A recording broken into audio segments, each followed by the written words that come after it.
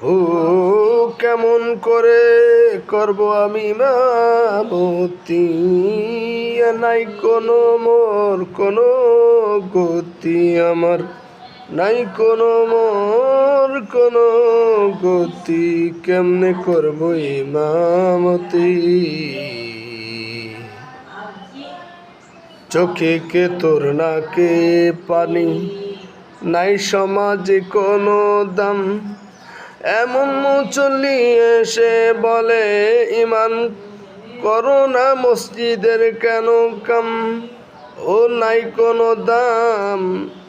বেতনও পাই কম, নাই কোনো দাম